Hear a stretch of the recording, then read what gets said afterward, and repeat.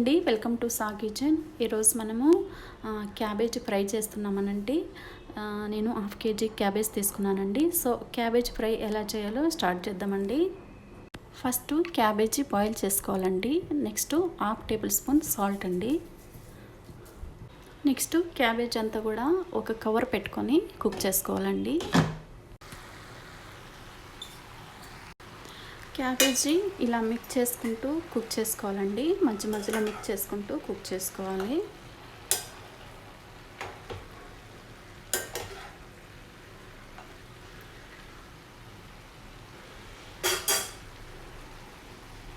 Cabbage ఇంకా cook అవ్వలేదండి.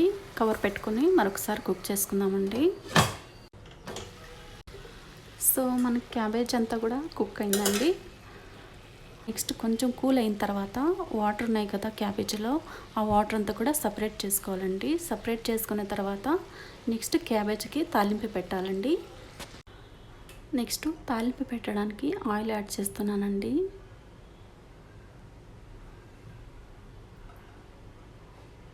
Next ఆవాలండి.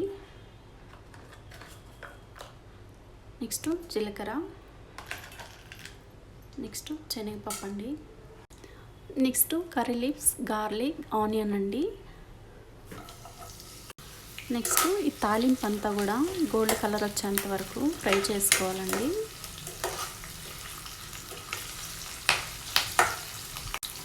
ఇలా మధ్య మధ్యలో మిక్స్ చేసుకుంటూ ఫ్రై చేసుకోవాలండి.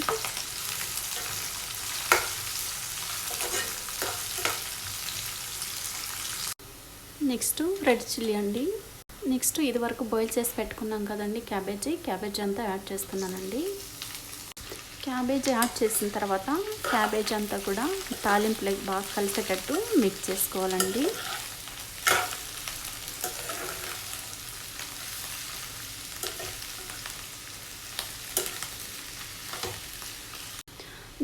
నెక్స్ట్ పల్లీ పౌడర్ యాడ్ చేస్తున్నానండి. Red chilli powder and salt, garlic మిక్సీలో గ్రైండ్ చేసి పౌడర్లా వేస్తున్నానండి. పల్లీ పౌడర్ యాడ్ చేసిన తర్వాత ఇదంతా కూడా బాగా కలిసేటట్టు మిక్స్ చేసుకోవాలండి.